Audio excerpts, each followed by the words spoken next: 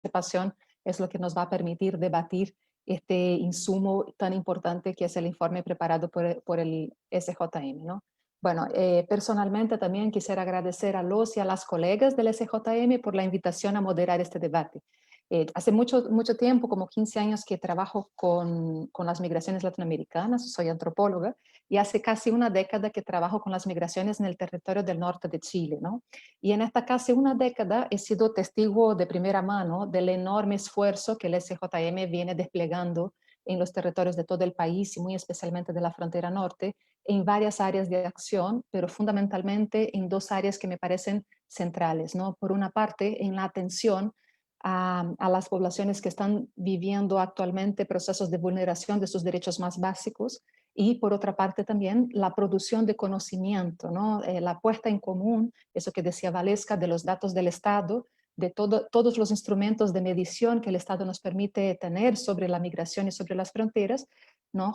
Poniendo de acuerdo esta información con aquella información tan valiosa y tan difícil de tener que el SJM tiene debido a que está a terreno, ¿no? En terreno, con las poblaciones migrantes atendiéndolas y escuchando sus necesidades. Particularmente quería empezar este proceso de moderación poniendo en valor ese esfuerzo, porque estamos viviendo un momento en los últimos 2 o 3 años en Chile con mucha producción de fake news sobre el fenómeno migratorio, sobre las fronteras, y es fundamental que nosotras y nosotros podamos avanzar a la construcción de un conocimiento basado en hechos, no basado en noticias falsas. Es muy importante también porque es imposible para el Estado construir políticas públicas que sean atingentes, que resuelvan los problemas sociales sin esta información. Y el SJM viene en los últimos, por lo menos 10 años que conozco muy de cerca el trabajo de la organización, viene cumpliendo esta función pública que es central, ¿no? Y es fundamental. Bueno, entonces por eso quisiera empezar este proceso de moderación poniendo en valor este trabajo y subrayando la importancia de poder contar con esos datos tanto para los y las investigadores en Chile como también para el Estado, ¿no? Para avanzar en los procesos de construcción de una política pública más democrática que vele por los derechos humanos dentro del territorio nacional. Bueno, yo quisiera iniciar la moderación contándoles un poquito cómo va a ser la dinámica de este debate de aquí hasta el final, ¿no? Nosotros vamos a tener 3 momentos diferentes. En un primer momento voy a invitar a Javiera Cerda y a Pablo Rosler a que nos presenten los resultados del informe, sintetizando los datos que ahí se reúnen y sintetizando un poco también las conclusiones que este informe arroja, ¿no? Ellos van a hacer esta presentación en unos 15 minutos y después vamos a contar con una participación de lujo, ¿no? Con la super presencia de 2 colegas investigadoras muy queridas, expertas en movilidades transfronterizas, que son Marcela Tapia y Teresita Rocha. Las dos van a hacer sus comentarios y después de estos comentarios vamos a tener un momento más, que es el momento del debate. Bueno, ustedes saben que hemos estado estos últimos meses en esta modalidad virtual y que infelizmente no vamos a poder traer a los participantes a que pregunten directamente acá por Zoom, pero todos ustedes pueden y todas ustedes pueden hacer sus preguntas, sus comentarios o sus reflexiones a través de nuestra página del Facebook, nuestra, no, la del SJM, ya me estoy poniendo adentro, mira, la página web del SJM y el Facebook del SJM y el YouTube del SJM, ¿no? Entonces ahí pueden dejar sus comentarios, sus preguntas, sus reflexiones, que nosotros vamos reuniendo esto para traspasarlo a los integrantes de la mesa del debate a la hora de la discusión. Ahora bien, no olviden por favor de dejar dirigidos a quién va cada pregunta para que podamos entregarlas a las personas que corresponden, ¿no? Bueno, yo entonces voy a pasar, sin tomar más tiempo, voy a pasar la palabra a Javiera Cerda y a Pablo Rosler, que van a presentar el informe, pero primero quiero presentarlos a ellos, ¿no? Javiera es licenciada en Trabajo Social por la Universidad de Tarapacá de Arica, ha hecho diplomados en Derechos Humanos, ha hecho diplomados también en la gestión de organizaciones no gubernamentales y ha empezado su vida profesional en el proceso de fundación de la oficina del SJM de Arica, ¿no? Me ha aguantado mucho por la, de hecho. Y Javier ha crecido con esta oficina y desde 2015 es la jefa regional del SJM allá en Arica. Está siempre en diálogo con las autoridades del gobierno chileno, pero también de los países que colindan, ¿no? Perú y Bolivia. Pablo Rosler es sociólogo, es magíster en sociología, los dos por la Universidad Católica, la Pontificia Católica de Chile, y lleva bastante tiempo ya investigando los procesos de inserción de los migrantes en las escuelas chilenas, en el mundo laboral chileno, y también el acceso a la vivienda, ¿no? Tiene varias publicaciones en esos temas. En los últimos meses ha estado acompañando la experiencia migratoria de los migrantes y de las migrantes en el proceso de pandemia en Chile, como responsable del área de estudios del Servicio Jesuita Migrante, ¿no? Coordinando toda la producción del conocimiento a través del SJM. Bueno, voy a pasar entonces la palabra a Javier y a Pablo. Les recuerdo que tienen 15 minutos para exponer. Voy a marcar el tiempo y cuando falte 5 minutos les voy a avisar para que puedan ir coordinando el cierre de la ponencia. Les paso la palabra entonces a los queridos Javier y Pablo. Hola, voy a compartir ahora la pantalla.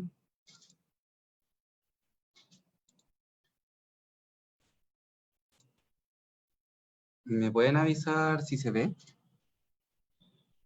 Sí se ve, Pablo. Perfectamente.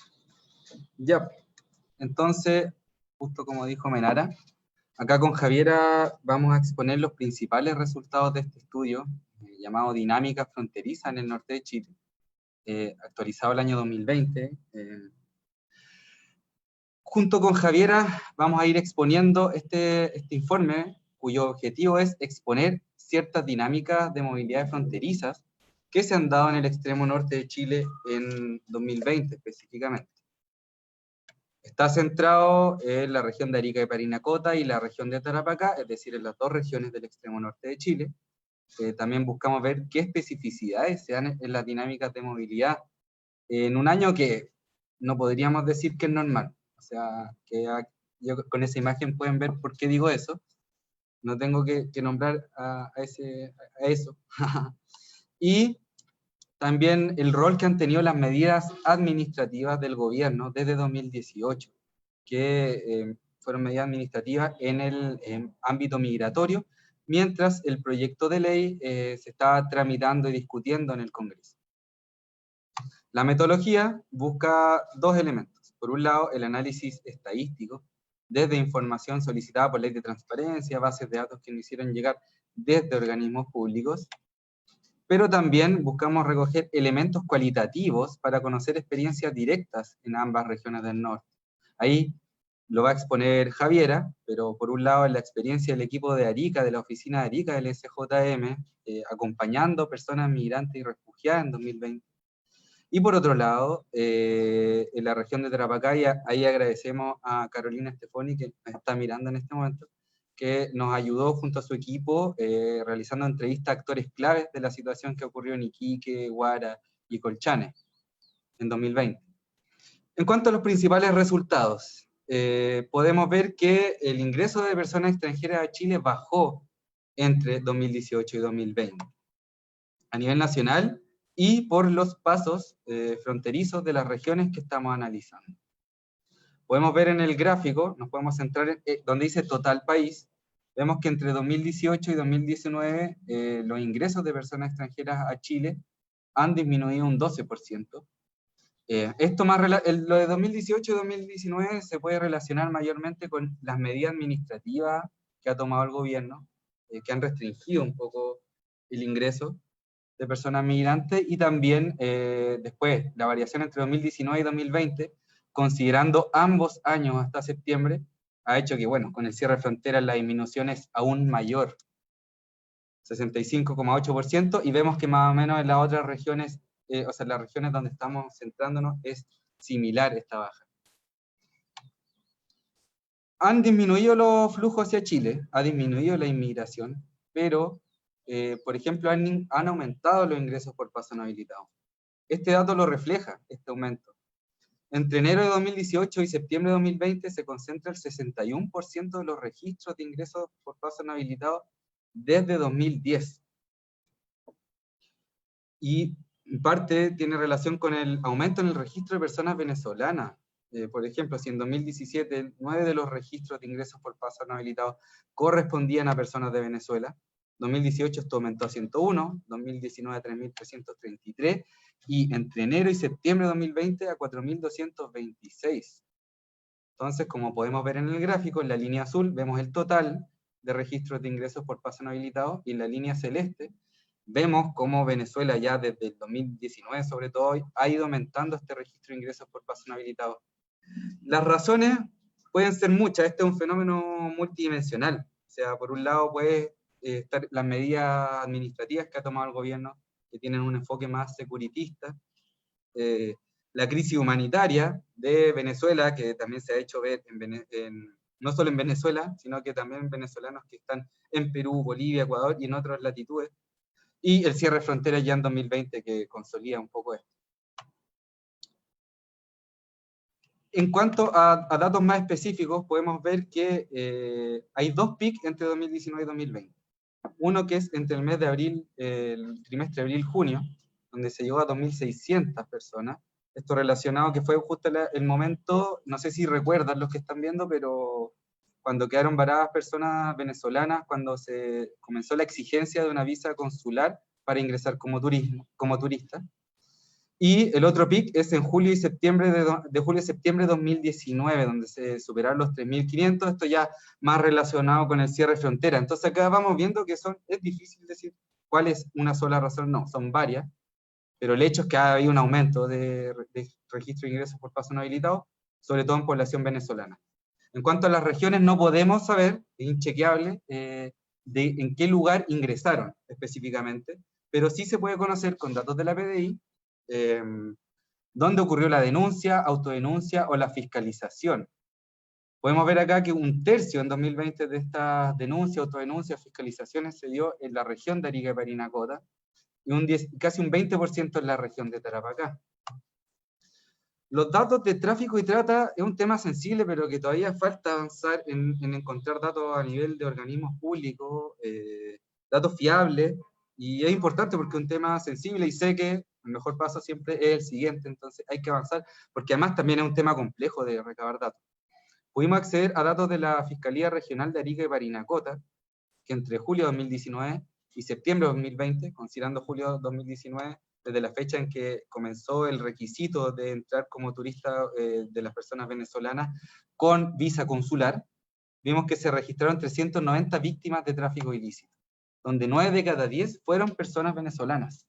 Es que también hay tener ojo como las personas venezolanas y las regiones del norte han sido protagonistas en estos ámbitos. En cuanto a temas de refugio, hay 3 pasos, más o menos, para poder conseguir refugio en Chile. Un primer paso son las personas que al ingresar a Chile, que cuando ingresan a Chile, señalan que van a solicitar refugio posteriormente. En este primer paso, entre 2017 y 2018, y 2019, disculpen, un gran aumento, pero si desglosamos en 2019, vemos que en abril-junio fue el trimestre que más tuvo de estos ingresos de personas que señalaron que iban a solicitar refugio, lo cual bajó a 21 entre julio y septiembre, después a solo 2 entre octubre y diciembre, y a 4 entre enero y marzo, después 0 relacionado con el cierre de fronteras, pero vemos cómo esta vía al menos ya no está siendo posible, esta vía de ingresar para personas que están, pasándolo bien mal, la vía de ingresar como solicitantes de refugio. Un segundo paso es cuando ya formalizan la solicitud ante el Estado, y vemos cómo hay un gran aumento entre 2017 y 2018, para luego bajar mucho en 2019. Solo para contextualizar, volviendo a los que ingresan como solicitantes de refugio, en 2019, el 98,9% de quienes ingresaron bajo esa modalidad fueron personas venezolanas.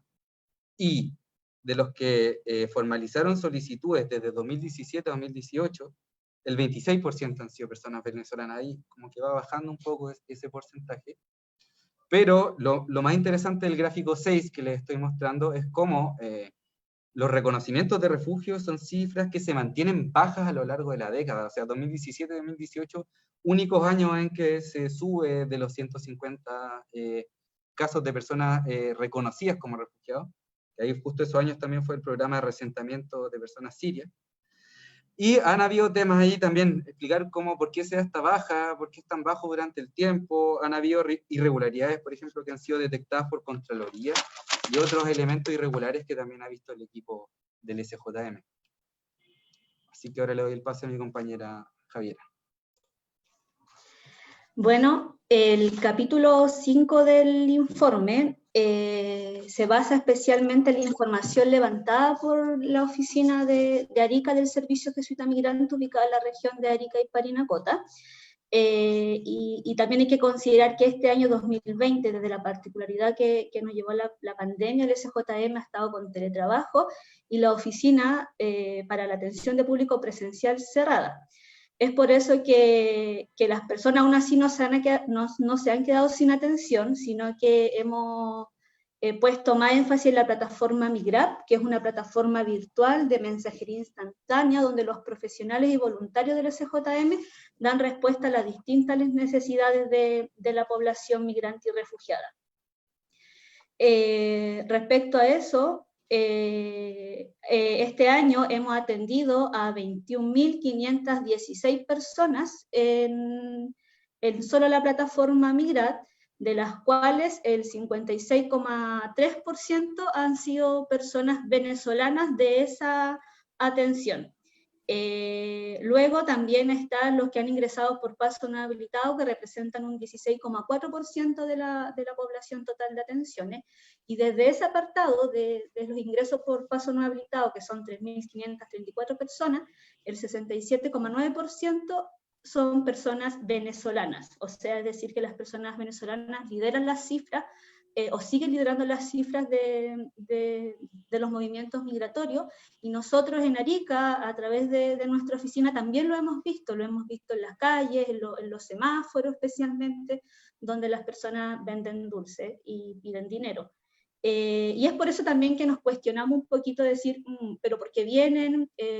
¿Cuáles son sus motivaciones? Donde nosotros aplicamos un cuestionario a 58 personas vía online, en línea el cuestionario, y uno de los principales preguntas que queremos también compartir en este lanzamiento es si la persona necesitó ayuda de un tercero para cruzar la frontera, y el 57% de esta población respondió que sí, y solo el 50% tuvo que pagar un dinero para que lo puedan pasar hacia Chile. Entonces ahí se ve claramente también cómo ellos han sido víctimas del delito de tráfico ilícito de personas migrantes. 5 minutos, Javi. Ya.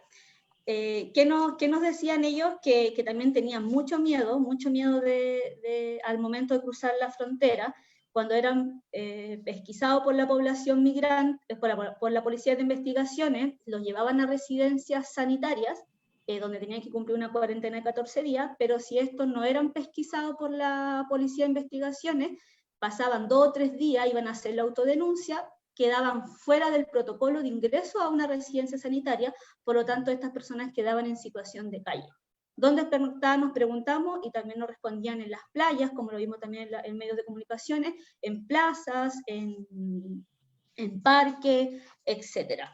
Otro trabajo importante, y aquí quiero recalcar, que es el trabajo con las redes de las organizaciones de la sociedad civil, especialmente con las socias ACNUR, en la cual decidimos registrar los ingresos por paso no habilitado este 2020 en conjunto, y llegamos a 427 personas atendidas por las organizaciones. El pic fue en septiembre, 62% ingresaron por La Pampa, que es de Arica a Tacna, 12% por La Playa y 9% por Colchane, que vamos a ver más adelante. Las personas no querían quedarse en Arica, sino seguir su destino a otras regiones por la reunificación familiar, así que ahí también vuelve a darse este fenómeno, que Arica también es una ciudad de paso. Otras intervenciones que hicimos también fue la repatriación, especialmente de nacionales peruanos, que quedaron varados en la ciudad al momento de que en marzo cerrara la frontera este 2020. Ahí vemos una foto donde están pernoctando afuera del terminal, que luego de semanas consiguieron carpa, alimentación de las mismas personas que venían. Hubo un apoyo también importante de la colonia peruana Arica Sin Frontera, que acompañó varios procesos de repatriación, y de otras organizaciones, como la Oficina de Derechos Humanos, INDH, de la Municipalidad de Arica, y el consulado y los organismos del Estado, para que las personas pudieran salir. También hubo un caso súper particular de personas que decidieron, a la falta de respuesta, salir por paso no habilitado, estaban perdidos y ahí fueron detectados por carabineros y también en colaboración a la colonia peruana pudieron ser rescatados. En el capítulo 6, denominado A Pies por Colchane, que fue elaborado por Carolina Stefoni, Matías Jaramillo y Cristóbal Palma, a quienes de nuevo agradecemos su intervención y el aporte a este informe. Ellos recogieron información a través de entrevistas en la región de Tarapacá a actores claves en temática de migración en las comunas de Iquique, Huari y Colchane. Los motivos que resaltaron para que de las personas que emigraban hacia Chile era sin duda la pandemia, la situación crítica en nuestros países, como Perú, Bolivia, Ecuador, para con la pandemia, el mayor control de la frontera, que eso también lo pudimos también recalcar en la región de Arica, que se pusieron más duro en la frontera de Arica-Tacna, tanto Policía Nacional chileno como la Policía de Perú, y también un motivo importante la reunificación familiar que tenían familias en Chile. La ruta era llegar a Perú, pasaban por la frontera de Bolivia-Perú, que es desaguadero en el lago Titicaca, luego pasaban a Oruro, Bolivia, y ahí ya ingresaban a Colchane, luego Huara, y su destino final era Iquique. Es importante destacar el contexto de la ruta que tiene la región de Tarapacá de los ingresos por paso no habilitado. Es desértico, está a 4.000 metros de altura sobre el nivel del mar, hay una sequedad tremenda para quienes hemos podido estar en esta región o en estos lugares, y las temperaturas oscilan entre los 0 y 18 grados, y en la madrugada bajan los 0 grados, así que es un lugar bien inhóspito, y las personas también comentaban que la ropa no le era cómoda, en el sentido que no le colaboraba, y dejaban también sus pertenencias en el camino para ir despojándose del peso, especialmente que a diferencia de la ruta que Arica-Tacna, esta es más larga, es más dura, es muy, muy, muy dura. Y por eso también, por eso han habido víctimas. O sea, este año tuvimos como víctima a la señora Yusiley, quien falleció de una descompensación tratando de cruzar este desierto, venezolana de 45 años, y a quien también este informe nosotros le dedicamos a ella, en memoria a ella y a su familia, desde el Servicio Jesuita Migrante.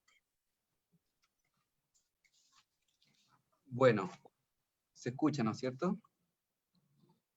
Dentro de las principales conclusiones, acá mostramos un esquema que busca ya como sintetizar lo que hemos visto tanto cuantitativa como cualitativamente. Por un lado, las medidas administrativas desde 2018, sí, han disminuido el ingreso de personas migrantes a Chile, pero estas medidas administrativas han modificado las maneras en que se da la movilidad y migración hacia Chile. En cuanto a un aumento de ingresos por paso no habilitados, ha estado presente la situación de tráfico ilícito de personas migrantes, y todos estos elementos de vulnerabilidad al migrar se han intensificado con la pandemia. O sea, sabemos que la pandemia y la crisis social, hay estudios internacionales que lo muestran, afecta mayormente a la población vulnerable, y dentro de ella, a nivel internacional ha pasado, se encuentra la población migrante. Acá mostramos algunas fotos relacionadas con la situación ocurrida en Colchane este año. Dentro de las consideraciones encontramos dar una respuesta regional a esta crisis humanitaria. O sea, es algo que trasciende la lógica de soberanía nacional, digamos. Es un tema que se tiene que ver a nivel regional porque es un tema de derechos humanos. Va más allá de la seguridad nacional. Esto es un tema que hay que apuntar hacia instrumentos adecuados de asilo y refugio, pero sin criticar a un Estado en específico, sino que tiene que darse una respuesta en conjunto a esto. Sobre todo por la situación que está ocurriendo en Venezuela y con las personas venezolanas, no solo en Chile, sino que en otros países de Latinoamérica. También reforzar la iniciativa de cooperación intersectorial, como habló Javiera, tanto en lo que ocurrió en las regiones de Tarapacá y Arica, y muy desde la improvisación y lo que hubo que hacer, no hubo tanta presencia del Estado, pero sí hubo presencia de, bueno, los gobiernos locales, con los consulados, con ONG, fueron intentando buscar soluciones a estos problemas humanitarios que fueron ocurriendo con el cierre de fronteras. Y por último, un mayor acceso y transparencia de información pública a temas tan sensibles como trata y tráfico, que realmente es un tema que aún falta por avanzar. Se valoran algunas iniciativas como la mesa intersectorial de trata, donde está el Ministerio Interior, Carabineros, PDI, Subsecretaría de Prevención del Delito, entre otros. Hasta en el correo de quienes presentaron, pero también queremos exponer todos los que hicieron posible que estemos acá en este momento exponiendo. Así que también muchas gracias a todos ellos, tanto los que participaron directamente como quienes revisaron el documento, que está en migracionenchile.cl. Muchas gracias, Pablo. Muchas gracias, Javi, también. Bueno, quisiera pasar entonces ahora la palabra a nuestras comentaristas, ¿no? Primero voy a pasar la palabra a la querida Marcela Tapia, que es profesora de Historia y Geografía, magíster en Historia por la Universidad de Concepción y doctora en América Latina Contemporánea por la Universidad Complutense de Madrid, en España. Bueno, actualmente Marcela es profesora titular de la Universidad Arturo Prat de Iquique y además es directora del Instituto de Estudios Internacionales, el INTE, ¿no? Que es una de las grandes referencias de los estudios de fronteras en Chile y ya también en Sudamérica, ¿no? Además, como si no fuera poco, Marcela también es la directora de una revista muy importante del tema, que es la revista Si Somos Americanos, que también es una revista de referencia en estudios de frontera y movilidades humanas aquí en América Latina, ¿no? Bueno, sin más, paso la palabra a Marcela, dándole la bienvenida y recordando el tiempo de entre 5 o 7 minutos de intervención. Gracias. Muchas gracias, Menara. Voy a poner mi cronómetro para respetar el tiempo. Y bueno, agradecer al Servicio Jesuita Migrante por la invitación a revisar este documento. Valoro de manera muy importante esta posibilidad.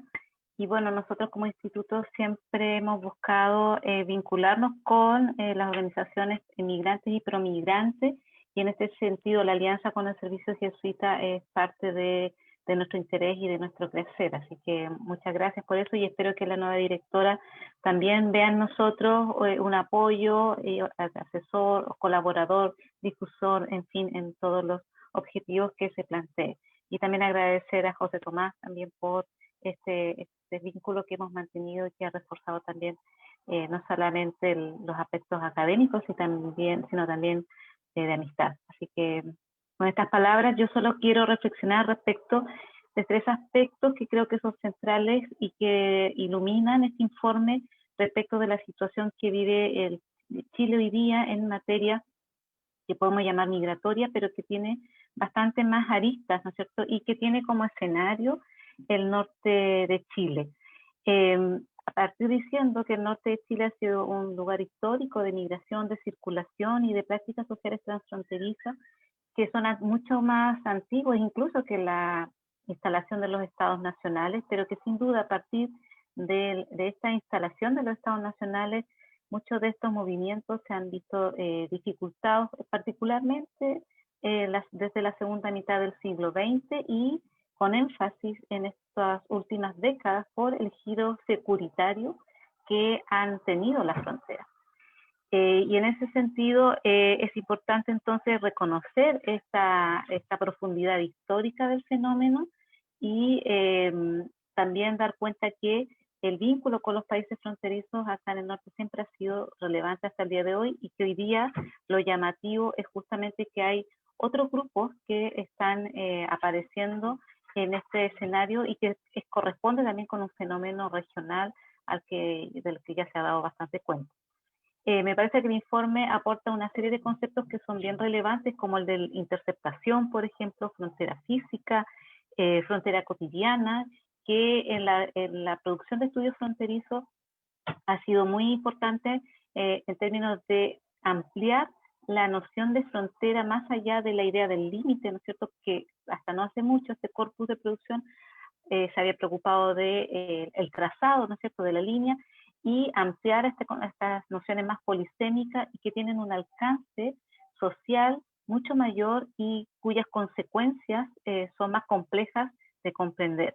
Entonces me parece que desde el punto de vista de el aporte, del utillaje que aporta el informe es muy interesante y sin duda nos ayuda a problematizar la noción de frontera y a vincular la frontera con la movilidad, porque ambos conceptos van unidos, ¿no es cierto?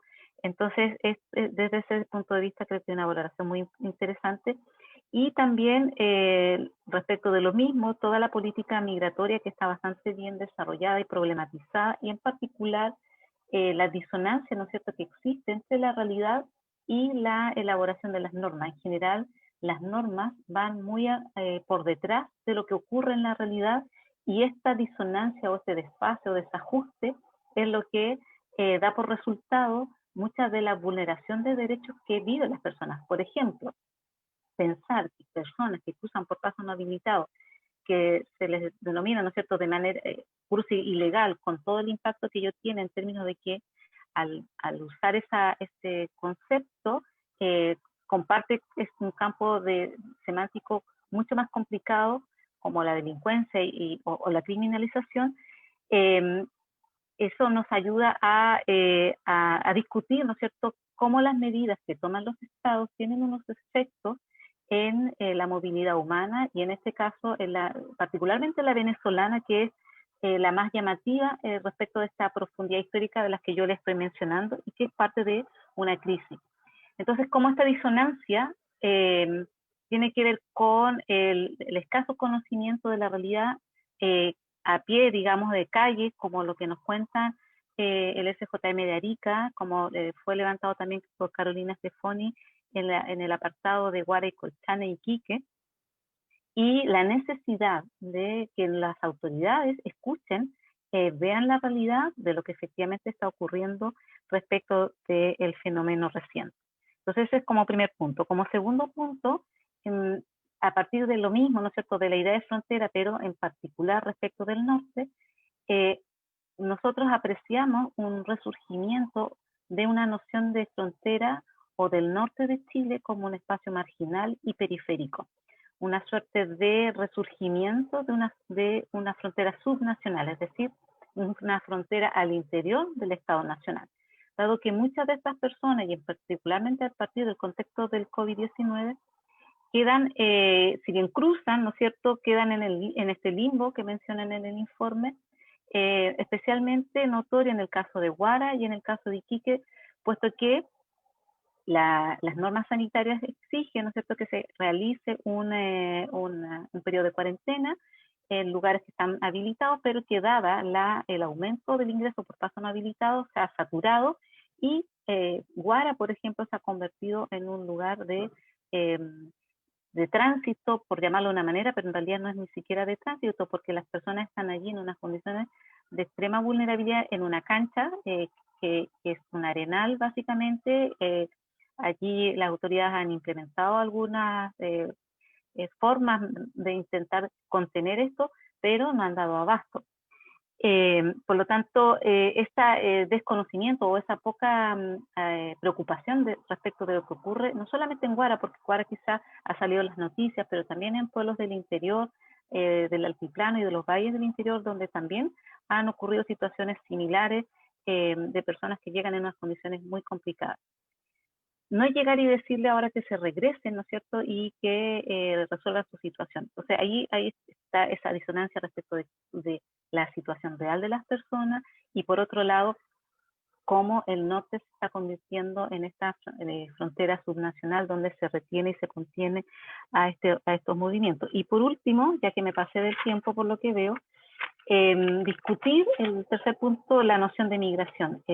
Cuando nosotros hablamos de migrantes, generalmente entendemos que los migrantes son personas que voluntariamente deciden salir de su país para probar suerte en otro sitio, ¿no es cierto?, por contexto de dificultad económica, en fin, y de hecho la noción que predomina en el concepto o el significado que predomina en el concepto de migrante es la del migrante económico, es decir, que aquel que viene por razones laborales a buscar una mejor oportunidad, un mejor devenir. Sin embargo, lo que estamos viendo hoy en este contexto actual no se ajusta tampoco a la realidad. En rigor, lo que nosotros estamos viendo son personas que aplican para la condición de refugiado, y tal como Pablo nos mostró en las cifras, no se está otorgando esta condición a muchas de estas personas. Ahora, este es un fenómeno solamente de Chile y del norte.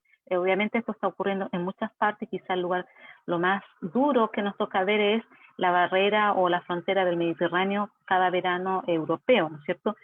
Entonces, también es importante que repensemos cómo estamos usando los conceptos para denominar con mayor precisión fenómenos que en este caso se alejan bastante de la voluntariedad que contiene la noción de migración y tratar de buscar un concepto que dé mejor cuenta, ¿no es cierto?, de lo que podríamos llamar ya movimientos forzados de población. Con eso nos permitiría también generar mayor alerta respecto de las autoridades, una mayor coordinación y mirar el fenómeno ya en una clave más integracionista y no en clave securitaria, como cada estado, ¿no es cierto?, ha ido colocando barreras, como lo que nos contaba recién Pablo respecto de lo que ocurrió el año pasado en Tacna, ¿no es cierto?, por el cambio de las condiciones en las visas que se venían otorgando. Entonces, nada más, no me quiero pasar del tiempo, ya me pasé, así que gracias.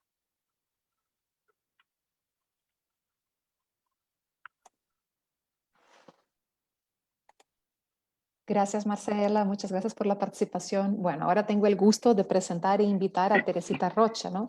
Teresita es doctora en salud pública por la Universidad de California en San Diego, Estados Unidos. Es maestra en estudios latinoamericanos por esta misma universidad y además es licenciada en relaciones internacionales por el Instituto Tecnológico Autónomo de México, ¿no? El ITAM.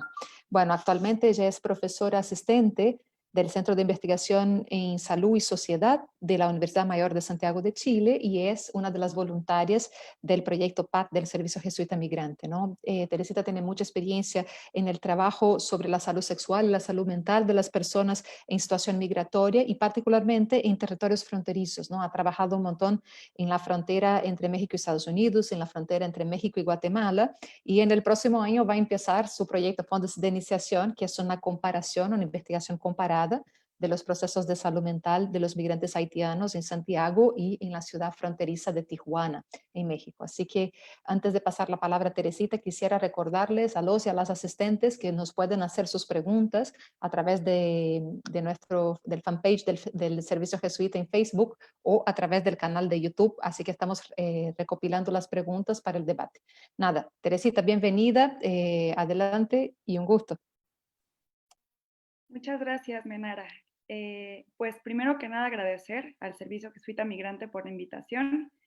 Yo estoy en México haciendo esta presentación, así que está presente la migración igual dentro del Zoom y dentro de esta reunión. Igual voy a ponerme el tiempo para no pasarme.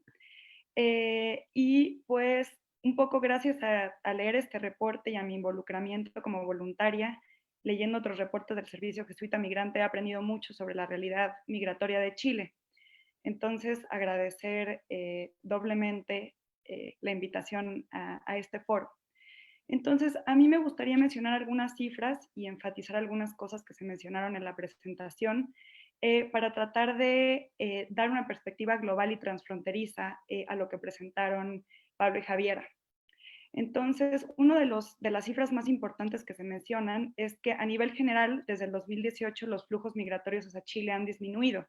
Sin embargo, como comentaba Pablo y como mostró en las cifras, entre enero del 2018 y septiembre del 2020, los registros de ingresos de migrantes por pasos no habilitados se han incrementado considerablemente, concentrando un 61% del total de estos ingresos en los últimos 10 años. Entonces, como se comentó y como Marcela también enfatizó, estos fenómenos responden, por un lado, al cierre de las fronteras como respuesta a la pandemia, pero también a políticas restrictivas que han venido en aumento en los últimos años en Chile. El reporte enfatiza que la entrada por pasos no habilitados ha incrementado los peligros del tráfico ilícito de migrantes, sobre todo en las regiones del extremo norte de Chile, y especialmente afectando a los venezolanos. Y asimismo esta situación ha empujado que el ingreso irregular ocurra por zonas desérticas que ponen en peligro la vida de los migrantes. Entonces, como mencionaba igual Marcela, estas condiciones descritas por el reporte suceden en otros lugares del mundo. Por ejemplo, en la frontera de Estados Unidos con México, en donde se han implementado fuertes políticas migratorias restrictivas desde los años 90 y con una mayor militarización a partir de 2011. y estas políticas han buscado explícitamente disuadir la migración indocumentada hacia Estados Unidos, de la misma forma que las políticas restrictivas en Chile buscan disuadir la entrada de migrantes. Sin embargo, muchos estudios, algunos realizados por académicos como Wayne Cornelius, Stephen Cassels, han documentado por años que estas políticas no evitan que los migrantes y ahora últimamente los solicitantes de refugio ingresen al país. Por el contrario, lo que logran estas políticas es justamente romper esta circularidad migratoria que existía entre ambos países, aumenta el costo de los coyotes, de los traficantes, y como hemos visto en la frontera de Chile, también empuja a los migrantes a ingresar por el desierto y por lugares sumamente peligrosos. El reporte presentado hoy enfatiza igualmente el fracaso de estas políticas migratorias restrictivas y el impacto negativo para la vida de los migrantes y solicitantes de refugio. Y otro punto importante que quería resaltar es que estas políticas migratorias restrictivas impactan claramente la vida y los derechos humanos de los migrantes, pero también afectan la economía y a la sociedad receptora, ya que estas prácticas que buscan disuadir a los migrantes, como mencionaba Marcela, crean un limbo legal que trasciende más allá de las fronteras y de estos ingresos por cruces no habilitados.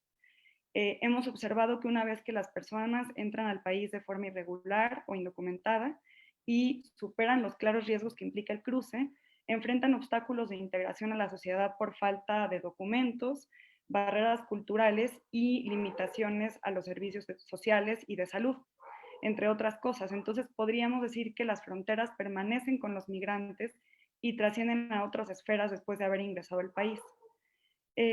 Estos obstáculos y condiciones se han exacerbado con la pandemia terriblemente. De hecho, el reporte también enfatiza que el porcentaje de desempleo en el periodo de julio a septiembre de 2020 es mayor en la población migrante que en la población local, y de hecho hay un grueso mayor de la población migrante buscando empleo activamente si la comparamos con la población chilena. Un artículo escrito también por Stephen Cassels titulado ¿Por qué las políticas migratorias fracasan? Resalta la necesidad de enfocarse en el desarrollo a largo plazo más que en el control y en la restricción física y geográfica a corto plazo. Y dada la información de este reporte y las lecciones en otras zonas del mundo, Chile debería apostar a respuestas con un marco de regularización en lugar de continuar con las políticas restrictivas que hemos observado que no funcionan y que nada más afectan tanto a los migrantes como a la sociedad receptora. Y como mencionaba Pablo, y está en el reporte, necesitamos apostar a soluciones regionales, a temas de crisis humanitaria y reforzar las iniciativas de cooperación intersectorial, porque hemos observado incremento en el ingreso de los migrantes, pero posiblemente el próximo año esto sigue en aumento, dada la situación regional y mundial de esta crisis. Y ya son 5 minutos. Muchas gracias. Ahí le voy a parar. Muchas gracias, Teresita. Bueno, nada, yo quisiera ahora dar inicio al debate. Tenemos algunas preguntas de los participantes que nos acompañaron por el Facebook del SJM y por YouTube. Entonces, hay una primera pregunta. Yo tengo 1000 preguntas, ¿no? Soy muy preguntadora, pero quisiera dar prioridad a, a las preguntas de la gente. Entonces, hay una primera pregunta que me gustaría dirigirla tanto a Javiera como a Pablo, como también a Teresita y a Marcela, ¿no? Para que nos respondan desde diferentes perspectivas. Entonces, una de las asistentes que nos acompañaba se preguntaba por qué o a qué se deben esas disminuciones y esas bajas de las cifras de solicitud de refugio, ¿no? Es decir, ¿será que esto implica o será que esto demuestra la lentitud del proceso? ¿Hay un aprendizaje de los solicitantes y de las solicitantes? ¿Hay una complicación burocrática? ¿Por qué se ha disminuido las solicitudes de refugio, ¿no? ¿Cuál sería la explicación? Y ahí abro la palabra entonces a los y las panelistas a que puedan responder desde diferentes perspectivas, ¿no? Pablo y Javiera desde la atención, Teresita y Marcela desde la investigación.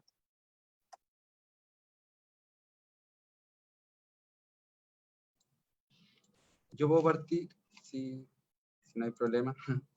Dentro de las razones, bueno, nosotros sentimos que igual hay que evaluarlas. obviamente, toda esta hipótesis que pueden ser, pero como equipo del SJM les ha tocado ver a quienes están ahí en terreno,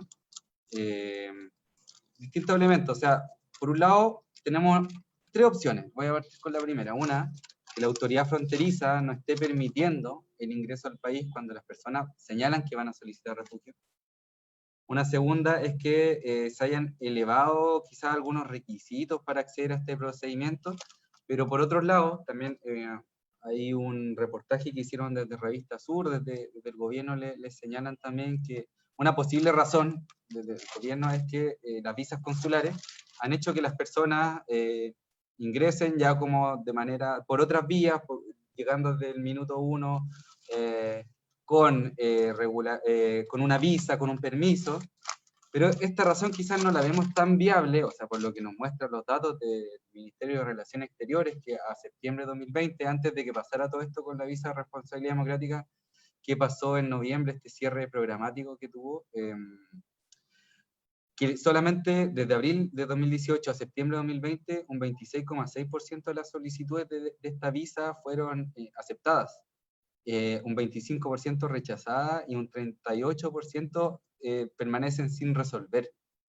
Entonces, hay que ver, o sea, qué es lo que realmente ocurre en la frontera, que ha hecho que, por ejemplo, quienes señalan que van a ingresar para luego solicitar refugio, haya bajado tanto desde el primer semestre de 2019 al segundo semestre. O sea, quizás acá los demás expositores me pueden dar luces, y después para los pasos posteriores, que es las formalizaciones de las solicitudes y el reconocimiento de refugio, en el mismo informe exponemos que el equipo de Arica ha pesquisado algunos casos que incluso se le niegan las solicitudes de refugio en la frontera misma, y quizás Javiera podría complementar eso, además de lo que pasó también con Contraloría, que hizo un sumario también al Departamento de Extranjería como por este tema de refugio.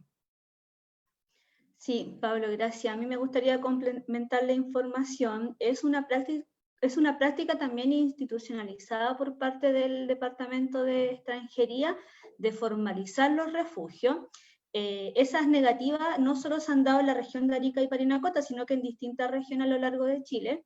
Y también es por eso que se han deducido recursos de protección hacia las personas que le han negado esta posibilidad de solicitar refugio, y donde también el área jurídica del SJM ha tenido que acompañar en muchas ocasiones a las personas, incluso bueno, antes de la pandemia, a ver el tema de la formalización ahí in situ en el Departamento de Extranjería.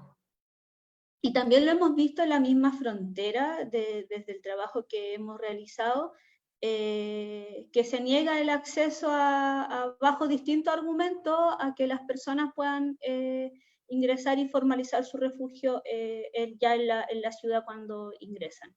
Eso es uno de los motivos que nosotros conocemos por el trabajo que hemos realizado desde la atención social, el trabajo también en terreno, en frontera, cuando también nos tocó ir a visitar la crisis de las personas en Venezuela el año pasado, y también la experiencia que he tenido en el área jurídica de la región respecto a las protecciones que ha presentado.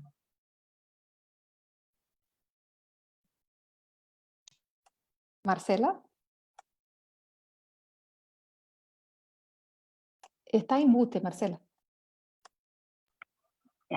Les decía que yo no soy experta en temas de refugio, tengo colegas bastante más expertas en esto, como los colegas de Nefron y Nanet Liberona en el instituto, pero por lo que he podido saber, hay muchas dificultades a la hora de solicitarlo, y en el caso de que sean aceptados como al momento del ingreso. Después vienen muchas dificultades, tal como decía Pablo, y las personas que llegan al país saben, porque hay mucha información que circula por la frontera y por las redes de los migrantes y las personas que llegan, que finalmente no es tan beneficioso. En algún momento sí se pensó que podía hacerlo, pero dada todos estos obstáculos institucionales que mencionan en la experiencia de los SJM, llevaría, yo creo, a desincentivar esta solicitud en circunstancias que muchos de ellos sí califican para refugio, ¿ya? Entonces probablemente vale más la pena declararse migrante económico, como ya les mencionaba al principio, lo que dificulta la comprensión del fenómeno, que optar o solicitar el refugio en la frontera. Así que creo que también es un fenómeno, quizás Teresita nos pueda comentar, pero en España, en Europa, por lo menos hasta el 2010, había una tendencia similar a la disminución del otorgamiento, ya ahí básicamente de manera institucional, por querer impedir el ingreso por la vía del refugio más que por las dificultades post, digamos, ¿ya? Entonces me parece que esto es parte de algo que no es privativo de Chile. Eso por mi parte. Bueno, yo quisiera aprovechar, voy a pasar la palabra a Teresita, pero quiero añadir una pregunta más que nos llegó desde Facebook específicamente a ella, ¿no? Entonces, para que pueda responder las dos juntamente. La pregunta quien la hace es María Soledad Musaja. Hola, Sole. Y nos pide, nos pregunta, ¿cuál sería, digamos a Teresita, cuál sería el área laboral más afectado, ¿no?, en este proceso de pérdida de empleos y y si se tiene un catastro de las regiones más afectadas por esa disminución del trabajo, ¿no? Así que nada, paso la palabra a Teresita y aprovecho para saludar a Sol. Muchas gracias. Nada más comentar que esta disminución de solicitudes de refugio se ha visto tanto en la frontera de México con Guatemala como también en el norte. Y yo creo que tiene que ver con la pandemia y tiene que ver con la forma en la que se estaban haciendo las solicitudes de refugio. Al menos en la frontera de México con Estados Unidos, las personas estaban esperando muchas en albergues de migrantes del lado mexicano. Y con la pandemia sucedió que dejaron de recibir nuevas personas para tratar de evitar contagios. Muchas veces estos lugares no necesariamente están en condiciones de hacinamiento, pero viven muchas personas. Entonces hubo un freno considerable a las solicitudes porque la espera muchas veces es de hasta un año en lo que se resuelven estas solicitudes de refugio y en estos momentos es difícil poder esperar que se resuelvan estas solicitudes en territorio mexicano. Entonces, me parece que en México disminuyeron hasta un 50% las solicitudes que venían a un aumento en los últimos años, sobre todo de los países de Centroamérica, y también hubo una disminución importante en la frontera con Estados Unidos. Entonces, creo que tiene que ver un poco con esto, con las condiciones de espera. Y respecto a la otra pregunta sobre qué sectores se vieron más afectados, no estoy segura que esto esté en el reporte, pero parte de mi voluntariado en el Servicio Jesuita Migrante era hablar con familias que viven en campamentos. Y dado el tipo de cuarentena que se ha dado en muchos países, incluyendo en Chile, muchos trabajos en el sector informal, por ejemplo, trabajo en feria, trabajo de venta, en mercado de pulgas, se terminó porque cerraron. Entonces, yo creo que muchas de las personas que perdieron el empleo y que están activamente buscando estaban en un sector informal. Y no estoy segura que esté desagregado o sea, el catastro, no tengo conocimiento de esto, pero yo creo que gran parte de las personas que perdieron el trabajo estaban en este sector informal. No sé si alguien tenga, a lo mejor Javiera o Pablo, más información sobre eso, pero eso es desde mi experiencia como voluntaria. Bueno, antes de pasar la palabra a Javier, a Pablo, aprovecho también para poner una pregunta que nos ha llegado también por las redes sociales y así ellos ya pueden juntar las dos respuestas, ¿no? Preguntan, con la promulgación de la nueva ley de migraciones en Chile, ¿qué implicancias podrían haber para las personas en situación irregular documental y qué va a pasar con los pasos, los accesos por los pasos no habilitados, ¿no?, a partir de la nueva ley? Entonces ahí le pido a Javi y a Pablo que junten esas dos respuestas, por favor.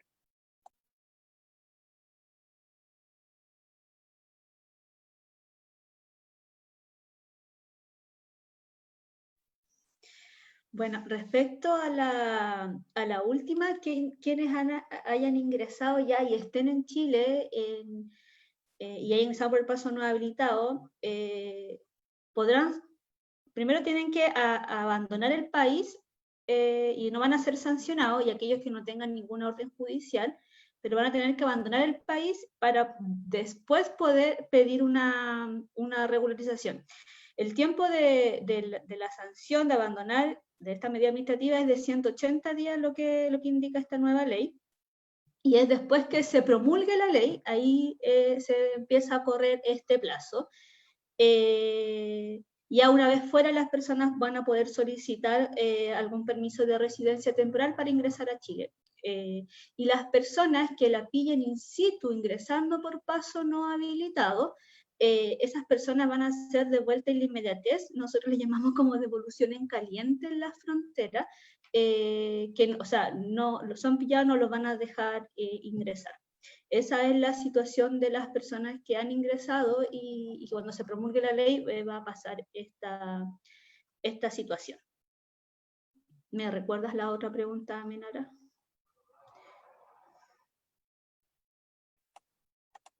Esa era la pregunta que había llegado por Facebook, ¿verdad? Claro, sobre qué es lo que sí. va a pasar con la... Teresita también estaba preguntando si desde la atención que ustedes hacen a los migrantes, si han podido percibir cuáles fueron los campos de trabajo que más se deterioraron con la situación de la pandemia, ¿no? Entre los sectores que son de tradicional inserción de los migrantes en Arica o en Tarapacá, como puede haber sido la agricultura, como puede haber sido el trabajo en las ferias, como decía Teresita, ¿no? A partir del voluntariado con el PAD. ¿Qué han observado ustedes con relación a la pérdida de trabajos ahí en Arica? El comercio fue como a nivel regional, y tanto las personas migrantes como chilenas, el comercio fue como la industria que quedó más al debe, donde tuvieron que cerrar las puertas de sus locales comerciales, donde solo algunos podían abrir dependiendo de la fase en que estaba la región. Y también los servicios domésticos, porque las personas igual tenían el temor de que fueran las personas a hacer el aseo, el servicio a las casas del virus. Entonces por miedo al virus, al contagio, esos fueron como los dos sectores más afectados según la atención que hemos tenido en la fundación. Y donde también nos ha tocado entregar harta ayuda humanitaria, y por eso nos hemos conectado más con este apartado.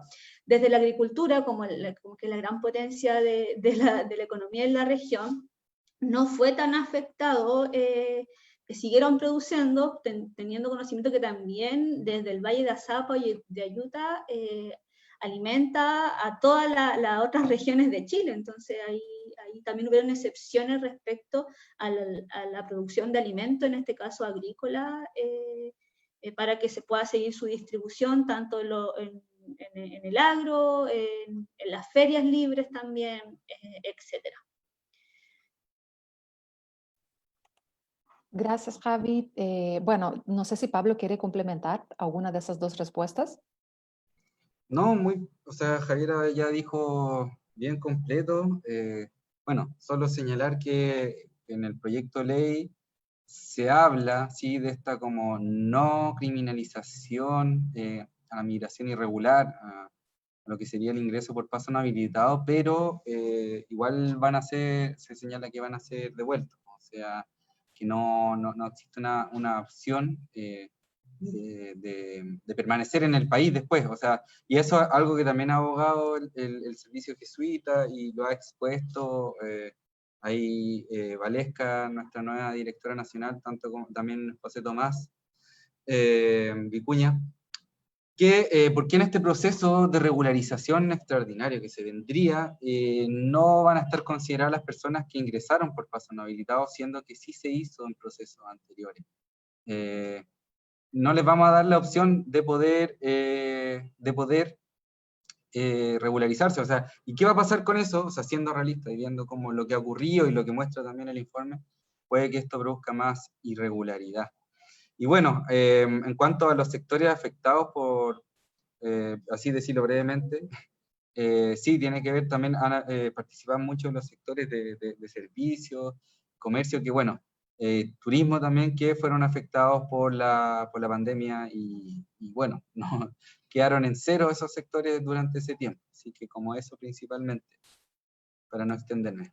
Bueno, yo quería poner, creo que la última pregunta, porque ya estamos excedidos del tiempo, ¿no? Aunque siempre hay ganas de seguir conversando sobre el tema y seguir aclarándonos, ¿no? Pero bueno, desde Facebook, la querida colega Carolina Stefani, saludos a Carolina, que fue una de las colaboradoras del informe, además, con su equipo de investigación del proyecto Rutas Migrantes.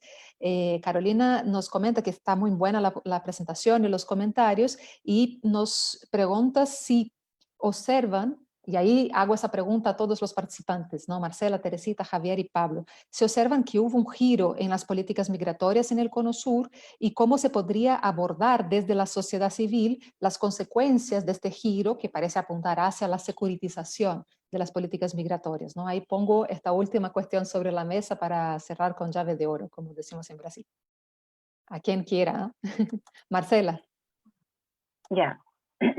Sí, sin duda, no solamente hubo un giro hacia la securitización, y eso tiene que ver también con el tinte de los gobiernos, ¿no es cierto?, que están en la región, y sumado a ello, una no coordinación respecto de las medidas, como lo que ocurrió el año pasado en el caso de los venezolanos que venían por Perú. Muchos de ellos no venían directo de Venezuela, sino que eran peruanos que quisieron venir a probar suerte a Chile, o que venían de Ecuador, etcétera. Entonces, no solamente está este giro securitario, sino también esta descoordinación, esta falta de voluntad política por coordinar la situación, que es una crisis humanitaria, que no estamos hablando de migración laboral, no estamos hablando de personas que vienen a probar suerte, sino personas que vienen de manera desesperada, en muchos casos, para reunirse con sus familias, como fue el caso de la mujer que falleció mientras cruzaba la cordillera, ¿no es cierto?, el altiplano, que venía a reunirse con sus hijos. Entonces estamos hablando de personas que no tienen posibilidad de retornar, ni menos para volver a hacer un trámite, porque ya han dejado todo en el camino. En el estudio justamente en que estamos con Carolina, hemos revisado, ¿no es cierto?, cuántos recursos les cuesta a las personas desde el momento que salen de Venezuela para llegar a Chile, o que vienen de otros países de la región, y los datos y la misma información que ha levantado Servicios Jesuitas y otras investigaciones demuestran que llegan acá empobrecidos, y eso explica obviamente que se inserten en el mercado informal y que vayan en el fondo reinventando el proyecto de llegar a destino en el tránsito, es decir, de buscar fórmulas para conseguir recursos en los semáforos, en fin, hasta llegar a encontrar a los familiares o las redes que los van a acoger. Eso para agregar a la respuesta, a la pregunta de Carolina. Gracias, Marcela. Bueno, paso la palabra entonces a Teresita. Teresita. Yo solo quería comentar rápido que, además de lo que comentaba Marcela, incluso cuando las personas ya han ingresado en calidad de refugio o en calidad con una visa temporaria, los trámites internos son muy complicados. Y bueno, también creo que esto responde a que al final, en los últimos 10 años, la migración a Chile ha aumentado considerablemente. O sea, ahora el 7.5% de la población total es migrante, y esto aumentó en los últimos 10 años. Entonces, no hay una actualización y una modernización del sistema que responda a la realidad. Y yo creo que esto también tiene que ver con unas políticas restrictivas y un desincentivo a que la gente se quede. Y yo creo que esto se suma a las condiciones precarias y difíciles del ingreso. Entonces creo que también las dificultades de trámites, las dificultades de regularizarse, el tema de que todo esté ligado a tener un RUT y a que esté actualizado, y todo esto es parte de esta dificultad para integrarse en la sociedad. Gracias, Teresita. Bueno, le pregunto a Pablo y a Javiera si quieren complementar esta pregunta, ¿no?, sobre el giro securitista de las políticas migratorias en el Cono Sur. Yo creo que es importante como resaltar o recalcar y también poder visibilizar dentro de los estados del Cono Sur las medidas que se están tomando, Por ejemplo, respecto a estos devoluciones en caliente que le denominamos, de las personas que ingresan por paso no habilitado con la nueva ley, lo van a devolver, pero también va a estar por otro lado la policía peruana, en el caso de esta frontera, y dejándolo no pasar a este país. Pensando especialmente en la dinámica de la población venezolana que se ha dado estos últimos años. Entonces, si no hay un acuerdo, si no hay, no hay respuestas regionales a esta crisis humanitaria que está viviendo especialmente los movimientos migratorios de Venezuela, vamos a seguir vulnerando los trayectos, vamos a seguir vulnerando a las familias, porque la migración hoy día es familiar, de estas personas. Es muy buena la pregunta, Carolina, pero yo creo que tiene que ver con un acuerdo también de cómo la región del Cono Sur miramos la migración, no desde un enfoque seguritista, que sí efectivamente se está haciendo, sino vemos, y si también tenemos que ver que la migración venezolana ya pasa a ser una crisis humanitaria de la que están viviendo. Si no tenemos esa visión, si seguimos mirando seguritista, las que las van a seguir pasando muy mal en estos procesos, son las personas migrantes sin duda, y todos hemos sido testigos de eso en distintas localidades de la región del Cono Sur. Bueno, yo quisiera pedir ahora que todos los que estamos acompañando la mesa, que nos pusiéramos la cámara, porque ahora ya tenemos que despedirnos. De hecho, pasamos unos minutos. Así que, bueno, quisiera agradecer a todos y a todas también, a Marcela, a Teresita, a Pablo, a Javi por sus exposiciones, por su participación, a Beatriz, a Valesca, a todo el equipo del SJM también, y agradecer muy especialmente a las personas que nos acompañaron por Facebook y por YouTube y que mandaron muchas preguntas. No hemos podido responder todas porque no, se nos va el tiempo de la mano, pero es agradecer a todos y a todas también. Les voy a pedir una carita de foto porque voy a hacer una foto con el imprint acá. 1, 2, sí. Listo, ahí les mando la foto después. Y bueno, quiero entonces dar por finalizado el debate. Agradecer una vez más también todo el trabajo que han hecho de relevar esta información por parte del Servicio Jesuita Migrante, agradecer desde la comunidad académica, pero también desde la comunidad migrante, ya que integro las dos cosas en Chile. Y bueno, quisiera pasar la palabra a Valesca para que dé las palabras de cierre final de la mesa en nombre del SJM.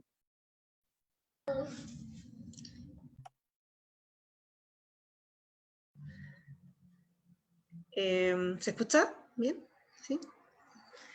Bueno, agradecer, como dije al principio, a todo el equipo que participó en esto, en especial a Pablo, a Javier, a todos los compañeros y compañeras de la oficina de Arica, a quienes nos apoyaron con su mirada en las revisiones, que fueron muy relevantes, muy importantes, Teresita, a Marcela, a Carolina, a Matías, a todas las personas que participaron en la construcción del informe y también en esa revisión que es tan importante tener esa mirada externa. Y bueno, y esperamos que este informe efectivamente sirva, como señalamos, para poder aportar a las políticas públicas migratorias, sobre todo en este momento en Chile, cuando estamos en un momento bien crucial de ir mirando ya también la implementación de la nueva ley. Así que creemos que es un muy buen aporte para que esa política sea una política que esté basada en derechos, que pueda promover y proteger la dignidad de las personas que migran. Así que nada, a todas las personas migrantes, extranjeras que están en nuestro país, les mandamos un abrazo gigante, ya que se acerca de mañana es su día, así que bueno, y todos hemos sido migrantes alguna vez en nuestras vidas, y llevamos en las venas también sangre migrante, así que un abrazo humano para todos, como seres humanos, y muchas gracias por estar acá, y a quienes también estuvieron escuchándonos, mandaron sus preguntas con tanto interés, seguir motivándolos a que todos seamos embajadores de esta causa y podamos ir promoviendo, difundiendo, conversando acerca de estos temas. Así que muy agradecida y esperamos que nos volvamos a reunir pronto. Y Pablo, que nos vuelvas a convocar a algo interesante. Bueno, También quisiera finalizar agradeciendo a José Tomás Vicuña, el Chumi, que no está acá entre el vídeo, pero que fue uno de los propulsores de la actividad y que está acá mandándonos mensajes. Así que nada, agradecer a Chumi por la oportunidad y por la presencia siempre y por el apoyo a esta y todas las locuras que se inventan desde el SJM. Bueno, nos despedimos entonces, ¿no? Chao. Chao a todos, todas y todos.